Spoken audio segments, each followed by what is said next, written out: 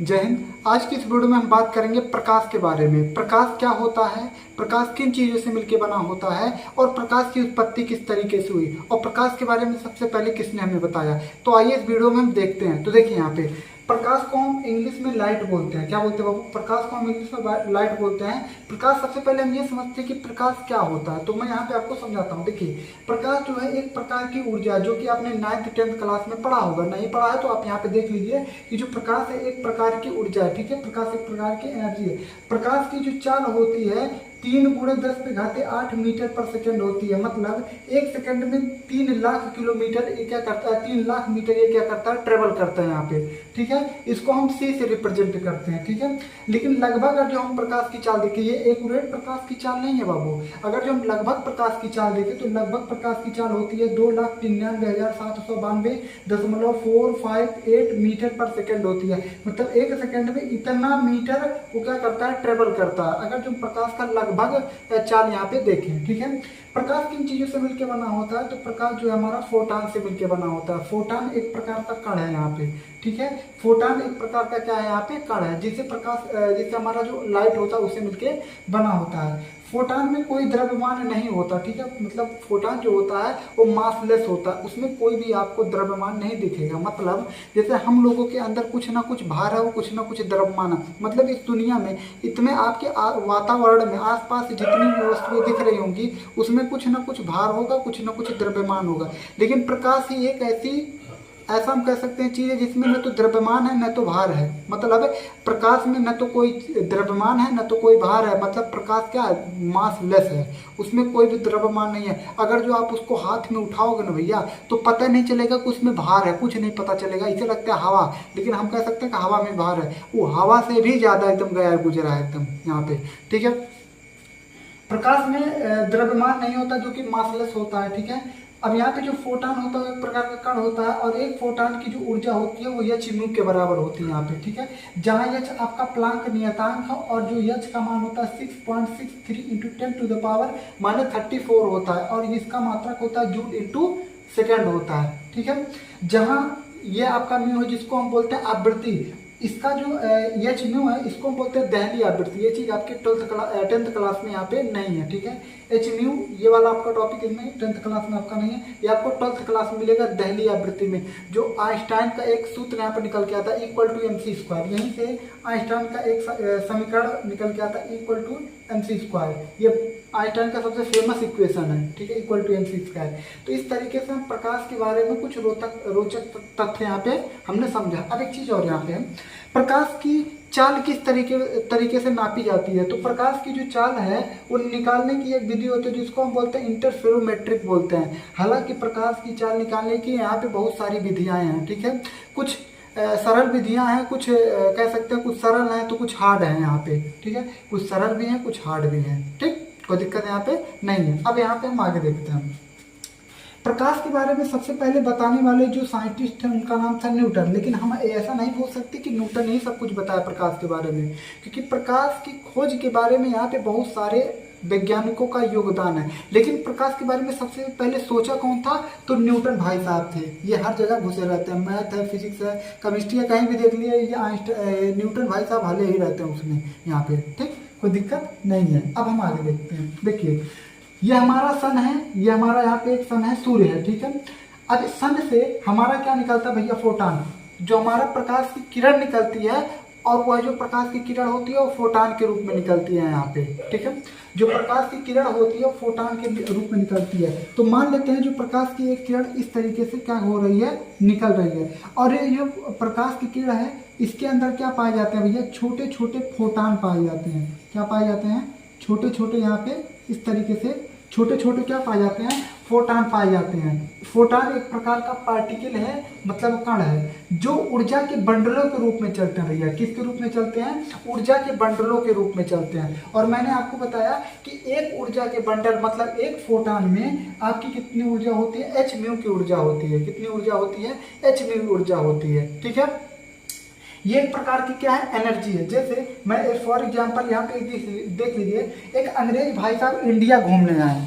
कहाँ है भैया, इंडिया घूमने आए। अब यहाँ पे एक भाई साहब और आए जो न्यूटन थे यहाँ पे। ठीक है, यहाँ पे न्यूटन आए वो अंग्रेज से बोल रहे हैं, बाबू तुम क्या करने आए हो? तो अंग्रेज बोला मैं इंडिया घूमने आए हैं, मतलब हम लाल किला, ताजमहल, कुतुब मीनार सब कुछ देखने आए हैं। तो न्यूटन थे यहाँ पे भैया, वो बताए गए एक काम करो, तुम ये सब मत देखो, हमसे कुछ ज्ञान ले लो, कुछ ज्ञान की बातें।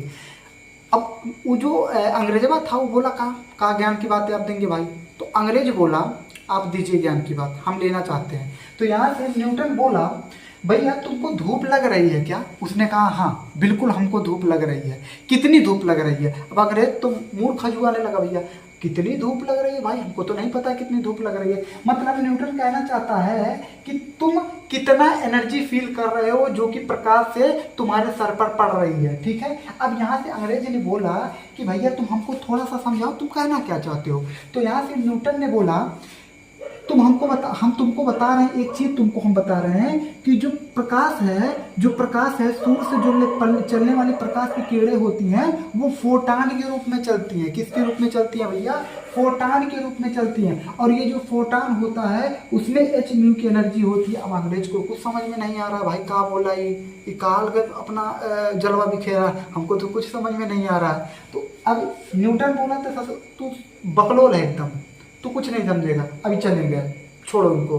तो यहाँ से हमको ये समझ में आता है कि जो सन है, जो सूर्य है, वो जो प्रकाश अपने अंदर से निकालता है, अब वो जो प्रकाश निकाला वो एक प्रकार का किरण है। तो किरण जो है उस किरण में क्या पाए जाते हैं भैया? फोटान पाए जाते हैं। और वह किरण एक प्रकार का जो किरण है, मतलब जो फोटान है वो एक प्रकार का पार्टिकल होता है, कण होता है, ठीक है यहाँ पे, ठीक है, जो कि ऊर्जा के बंडलों के रूप में सूर्य से क्या होता है? चलता रहता है। जब हमारे सर पर वो ऊर्जा के बंडल लगातार गिरते हैं ना तो हमको ऐसा लगता है बहुत धूप लग रहा है, बहुत धूप लग रहा है। तो वही अंग्रेज सोचा कि इतना धूप काहे से पूरा लग रहा है हमको, इतना धूप काहे लग रहा है? तो इसको दिमाग में थोड़ा सा बात आई, न्यूटन की बात आई।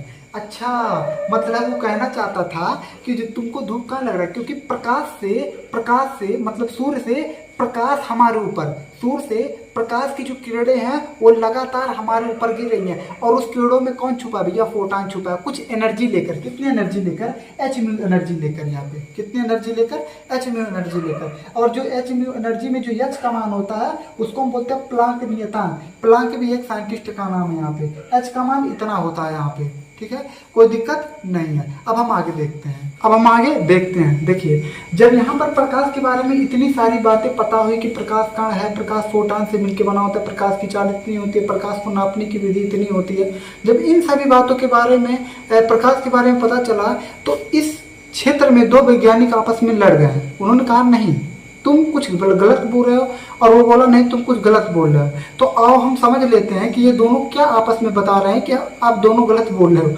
इसे झूठों में बोल रहे हैं, कहा तुम भैया तुम गलत हो, कहा गलत हो। आओ समझ लेते हैं कहा बोल रहे हैं कि क्या गलत है कहा नहीं, ठीक है। यहाँ पे देखिए प्रकाश सीधी रेखा में चलती है, फिर प्रकाश फैल कर चलती है। मतलब न्यूटन ने बोला कि जो भैया प्रकाश है वो सीधी रेखा में चलती है, मतलब स्ट्रेट लाइन में से, सीधे एकदम सन से। लेकिन हाइगेंस जो कि प्रकाश के ऊपर वो भी काम कर रहे थे, उन्होंने बोला नहीं प्रकाश फैल कर गति यहाँ पे करती है, ठीक है।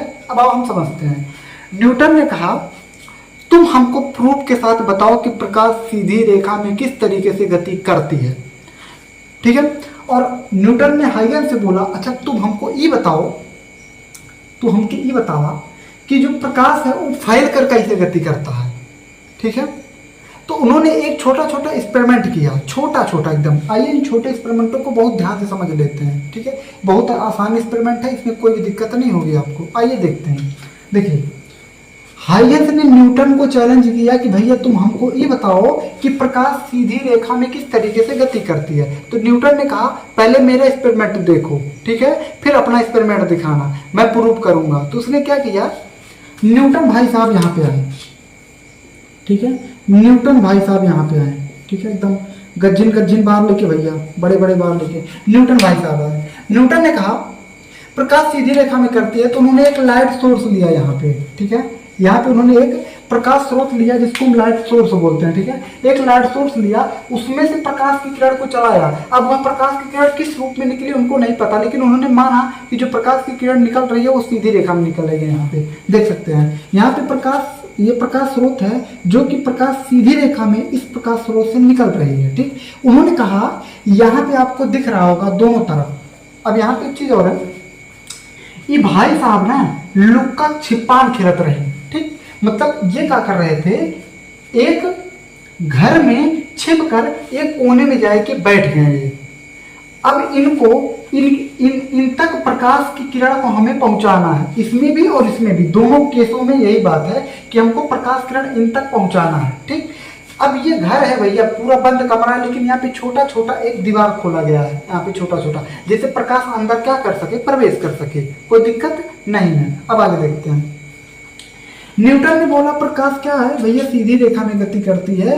तो हाइगेंस आए भैया, बोले अब अपना एक्सपेरिमेंट दिखाओ कैसे होगा। तो न्यूटन बोले देखिए, हम प्रकाश स्रोत से हम प्रकाश की किरण को चला रहे हैं सीधी रेखा मान के, क्योंकि मैंने बोल दिया हूं कि प्रकाश सीधी रेखा में चलती है। तो आइए हम सीधी रेखा में देखते हैं। ठीक है, जब प्रकाश सीधी रेखा में गति करती है तो वह प्रकाश कुछ इस तरीके से यहाँ पे चलेगी।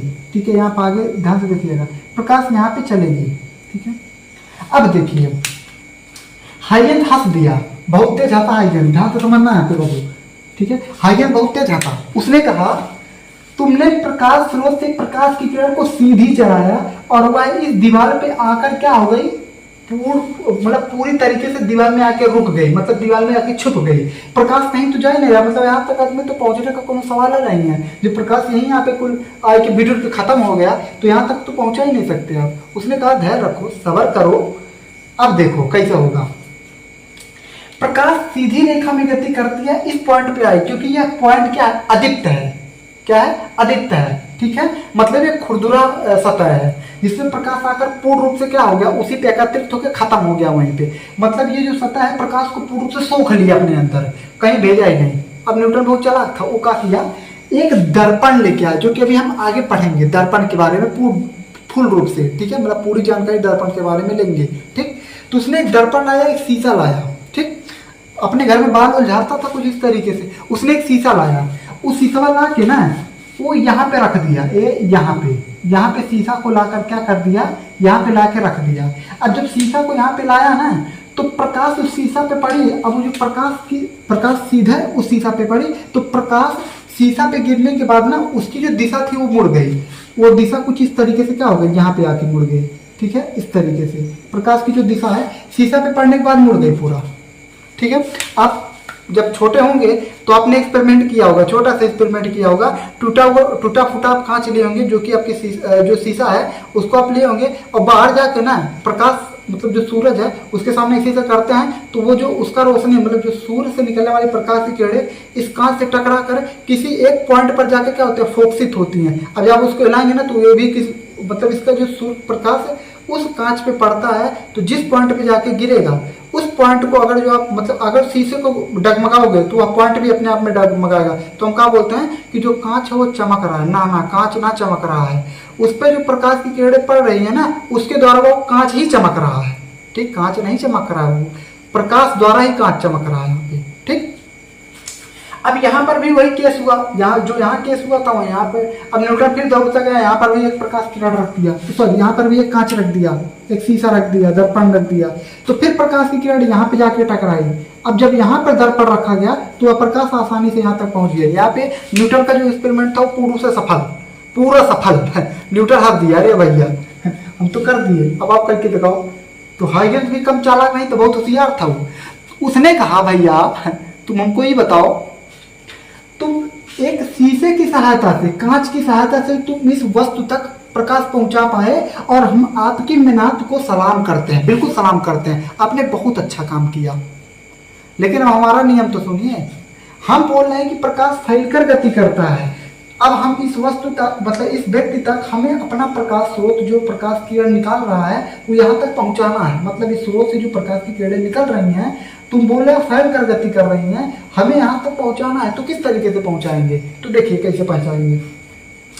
प्रकाश फैल कर गति करा तो इस पॉइंट से जब प्रकाश गति करेगा, यहाँ पे देखिए इस तरीके से प्रकाश फैल कर यहाँ पे इस तरीके से गति कराता। लेकिन जब प्रकाश इस दीवारों के फोफले बीच में आएगा यहाँ पे, तो यह कुछ इस तरीके से फैलेगा, यहाँ पे फिर फैलेगा यहाँ पे, इस तरीके से फैलेगा। ठीक है, इस तरीके से फैलेगा। यहाँ पे देखिए प्रकाश किरण इस वस्तु तक आसानी से पहुंच गई। बिना कुछ प्रयोग किए। न्यूटन ने एक कांच की सहायता से प्रकाश को इस व्यक्ति तक पहुंचाया था। ये बिना कोई सहायता से ही प्रकाश को पहुंचा दिया आसानी से यहाँ पे, ठीक है। आसानी से इसने प्रकाश की किरण को इस व्यक्ति तक पहुंचा दिया। अब इन दोनों में किसका हम एक्सपेरिमेंट सही माने, किसका गलत माने? हालांकि दोनों का एक्सपेरिमेंट यहाँ पे गलत नहीं है, दोनों का एक्सपेरिमेंट सही है। तो अब हम किसको आगे रखें, किसको पीछे रखें? तो यहाँ पे बात आती है आगे और पीछे रखने की। तो यहाँ पे न्यूटन का जो एक्सपेरिमेंट था उसको हम आगे रखते हैं और हाइगेंस का एक्सपेरिमेंट हम पीछे रखते हैं। तो जब हम न्यूटन का एक्सपेरिमेंट आगे रखते हैं तो इसको हमें 10th क्लास में पढ़ना होता है, जिसको हम बोलते हैं रे ऑप्टिक्स। क्या बोलते हैं? रे ऑप्टिक्स, ठीक है। मतलब किरण प्रकाश की, इसको हम क्या बोलते हैं? किरण प्रकाश की, यहाँ पे रे ऑप्टिक्स, ठीक है। इसको हम बोलते हैं रे ऑप्टिक्स, ठीक है। और जब प्रकाश फैलकर गति करती है तो इसको हम बोलते हैं, इसको हम पढ़ते हैं 12th में, ठीक है। प्रकाश को जब हम फैलकर गति करवाते हैं तो इसको हम पढ़ते हैं 12th में, ठीक है, 12th वाले फिजिक्स में, ठीक है। इसको हम बोलते हैं वेव ऑप्टिक्स। क्या बोलते हैं? वेव ऑप्टिक्स, ठीक है। तरंग प्रकाश की इसको हम बोलते हैं, ठीक है, वेव ऑप्टिक्स बोलते हैं। जब हम प्रकाश को सीधी रेखा में गति कराते हैं ना तो इसमें कुछ ऐसी भी घटना होती है जो प्रकाश सीधी रेखा में व्याख्यित नहीं होती। मतलब कहने का मतलब ये है कि जब हम प्रकाश को सीधी रेखा में चलाते हैं ना तो ये कुछ ऐसी भी घटना जो कि हमारे इस पर्यावरण में होती है, हमारे इस ब्रह्मांड में हो रही है, उसकी व्याख्या सीधी रेखा में होकर नहीं कर पाती। तो उस प्रकाश को हमें फैलकर मानना पड़ता है। जैसे व्यतिकरण हुआ, विवर्तन हुआ, प्रकाश का ध्रुवण हुआ, ठीक है। ऐसे बहुत सारी घटनाएं हैं जो प्रकाश सीधी रेखा में कभी भी काम नहीं करेगी, उस पर काम नहीं करेगी। हमें हमेशा प्रकाश को फैलकर ही गति कराना होता है यहाँ पे, ठीक है। जब हमें अब कुछ ऐसी भी चीजें हैं जो फैलकर प्रकाश गति फैलकर वो परिभाषित नहीं कर सकती। जैसे परावर्तन हुआ, अपवर्तन हुआ, ठीक है। यहाँ पे परावर्तन हुआ, अपवर्तन हुआ। तो इस टाइप के जितने भी हमारे पास प्रकाश स्रोत होती हैं, अगर जो फैल कर गति करती हैं तो कुछ ऐसे भी नियम है जो अव्याख्यित यहाँ पे नहीं कर पाती हैं, ठीक है। तो आई होप न्यूटन और हाइगेंस के नियम को आपने अच्छे से यहाँ पे समझा होगा, ठीक। अब हम आगे देखते हैं, बात करेंगे अदीप्त वस्तुएं और प्रदीप्त वस्तुएं के बारे में। अदीप्त वस्तुएं किसे कहते हैं और प्रदीप्त वस्तुएं किसे कहते हैं? हमारे इस पर्यावरण में, हमारे इस आसपास के घर द्वार जो भी होगा, हमारे आसपास में ऐसी बहुत सारी वस्तुएं हैं जो प्रकाश उत्पन्न भी कर सकती है और प्रकाश मतलब उत्पन्न नहीं भी कर सकती है। तो ऐसी कौन सी वस्तुएं हैं जो प्रकाश उत्पन्न कर सकती है, तो उन्हें हम क्या बोलते हैं? ऐसी वस्तुएं क्या हैं जो प्रकाश उत्पन्न नहीं कर सकती, तो हम उसे क्या बोलते हैं, ठीक है। तो आइए हम यहाँ पे देखते हैं कि ऐसी कौन सी वस्तुएं हैं। तो देखिए यहाँ पे प्रकाश उत्पन्न तथा ना उत्पन्न करने वाली कौन कौन सी वस्तु है। तो देखिए जब प्रकाश कोई वस्तु उत्पन्न करती है और नहीं उत्पन्न करती है तो इस प्रकार से हम इसको दो भागों में बांट देते हैं। कितने भागों में भैया? यहाँ पे दिख रहा होगा, दो भागों में बांट देते हैं। पहला जो आपका होता है उसे बोलते हैं अदीप्त वस्तु, जिसको हम बोलते हैं डार्क ऑब्जेक्ट। क्या बोलते हैं? डार्क ऑब्जेक्ट, ठीक है। अदीप्त वस्तुएं या उसको बोलते हैं डार्क ऑब्जेक्ट। दूसरा आपका प्रदीप्त वस्तुएं जिसको हम बोलते हैं इल्यूमिनेटेड ऑब्जेक्ट, ठीक है।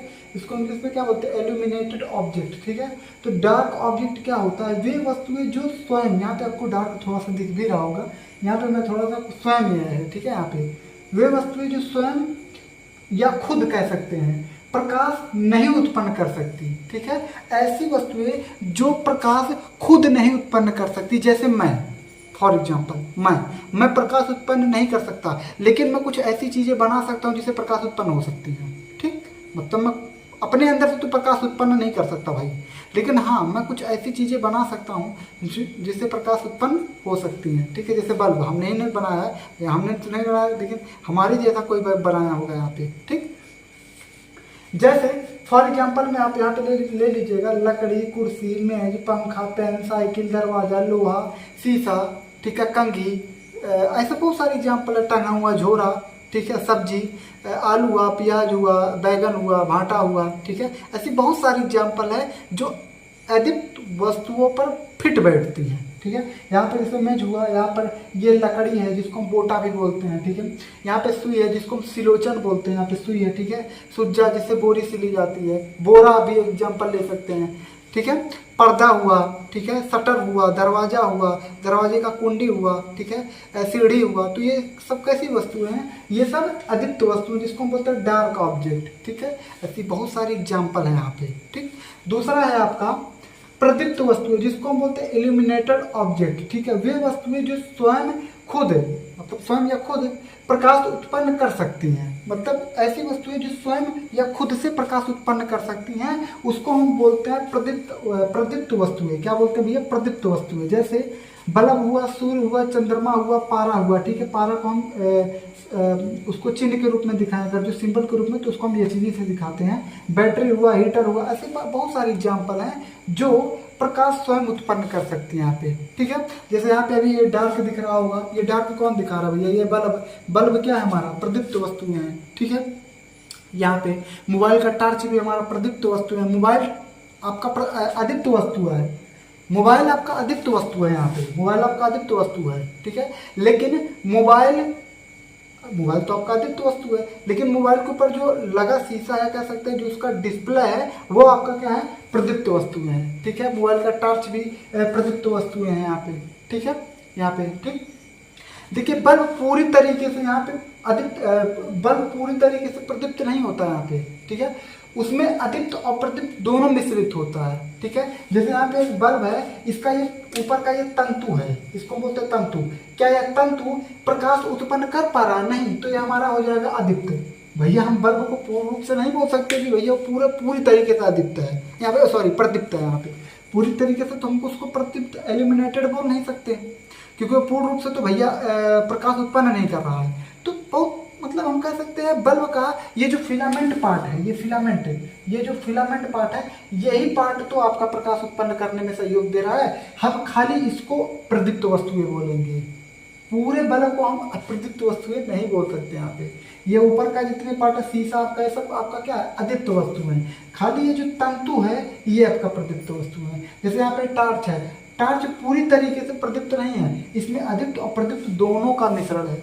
ऊपर का ये जो लोहा लकड़ है, जो प्लास्टिक होगा, इसका जो बटन है, ये सब क्या है? अदीप्त वस्तु है। लेकिन हाँ, बल्ब के अंदर जो भी बल्ब का फिलामेंट होगा, मतलब जो बल्ब जो होता है, उसमें पारा का क्या होता है? लेप ऊपर से होता है। देखेंगे बल्ब के ऊपर जो पारा का लेप होता है, ठीक है, पीले कलर का होगा या हल्का ग्रीन में होगा। ठीक है, हल्का ग्रीन में यहाँ पे होता है, तो वो सब क्या है? प्रदीप्त वस्तु है। ठीक है, सूर्य आपका है, हाँ, सूर्य को हम पूरी तरीके से बोल सकते हैं यहाँ पे प्रदीप्त वस्तु है। ठीक है, हम सूर्य को पूरी तरीके से बोल सकते हैं कि सूर्य क्या? प्रदीप्त वस्तु। ऐसा तो है नहीं कि पीछे से कोई ऐसा कोई मान लो पीछे से कोई एक सर्किट है, उसमें सूर्य बैठाया हुआ है, तो हम इस सर्किट को अदीप्त बोलेंगे, और ये जो सूर्य आगे है उसको हम प्रदीप्त बोलेंगे। ऐसा तो है नहीं कि सूर्य पूर्ण रूप से क्या है भैया?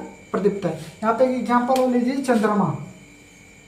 चंद्रमा भी आपका क्या है? प्रदीप्त है। जब हम पृथ्वी से चंद्रमा को देखते हैं तो चंद्रमा एकदम चमकता हुआ दिखता है, लेकिन अगर हम चंद्रमा से पृथ्वी को देखें तो चंद्रमा एकदम खोखला, जैसे पृथ्वी है एकदम पृथ्वी की तरह दिखेगा भैया। जैसे पृथ्वी, हाँ, एक फॉर एग्जाम्पल यहाँ से ले सकते हैं, पृथ्वी भी आपका क्या है? अदीप्त वस्तु है। ठीक है, पृथ्वी भी आपका क्या है? अदीप्त वस्तु है। भैंस हुआ, बैल हुआ, ये सब कौन वस्तु है भैया? अदीप्त वस्तुएं हैं। तो आई होप, मैं आशा करता हूँ कि आपको अदीप्त और प्रदीप्त में अब कोई भी दिक्कत नहीं होगी। आप आसानी से पहचान जाएंगे कि अदीप्त वस्तुएं कौन है और प्रदीप्त वस्तुएं कौन है, मतलब डार्क ऑब्जेक्ट कौन है और इल्यूमिनेटेड ऑब्जेक्ट कौन है। ठीक है, तो बस आज के लिए इतना ही। अगली वीडियो में हम बात करेंगे दर्पण किसे बोलते हैं, दर्पण कितने प्रकार के होते हैं, दर्पण द्वारा वस्तु का प्रतिबिंब किस तरीके से बनता है, जो कि आपकी यूपी बोर्ड के क्वेश्चन में बहुत सारा वहाँ से क्वेश्चन उठाता है। ठीक है, तो आई होप आपको इतनी बात समझ में आ रही होगी। अब हम आगे वीडियो में इन सभी दर्पण के बारे में डिस्कस करेंगे। ठीक है, तब तक के लिए हंसते रहिए, मुस्कुराते रहिए। जय हिंद।